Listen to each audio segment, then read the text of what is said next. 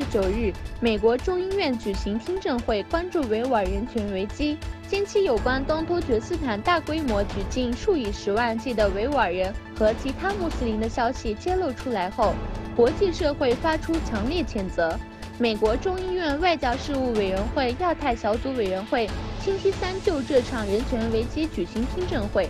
美国众议院外交事务委员会亚太小组委员会主席、来自佛罗里达州的共和党籍众议院越霍说，中国在进行系统性的宗教文化压迫，将大批穆斯林关进再教育中心，建立一个高科技警察国家。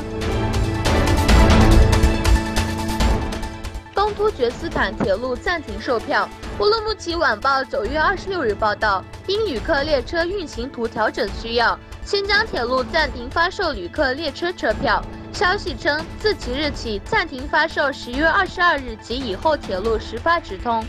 馆内各次旅客列车车票恢复售票日期另行通知。该消息甫一出现就引起关注，因为官方未说明铁路火车票停售原因，所以外界猜测是否又有大事发生。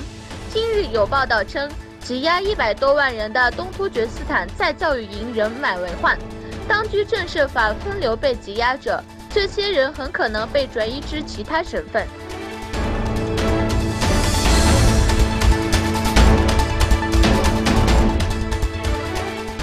海外土耳其组织代表团访问东突厥斯坦清洗中心，由土耳其民族观念运动荷兰组织主席奥克泰·多尔麻兹和荷兰土耳其教育学会代表组成的一个代表团访问东突厥斯坦清洗中心。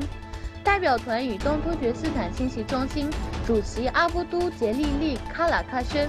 就东突厥斯坦人类喜剧以及未来的合作计划交换了意见。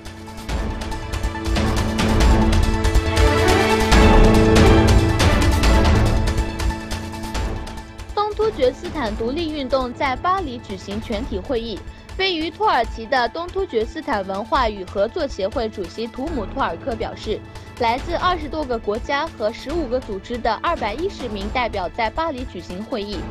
会议宣布东突厥斯坦独立运动正式成立。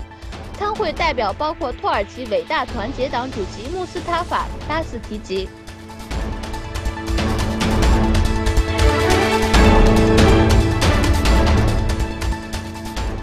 联合国也门决议，联合国人权理事会以21票赞成、8票反对，通过调查也门人权危机决议。沙特阿拉伯和也门政府反对这一决定。上月发表的一份报告指出，在联军进行的袭击中可能存在侵犯人权的行为。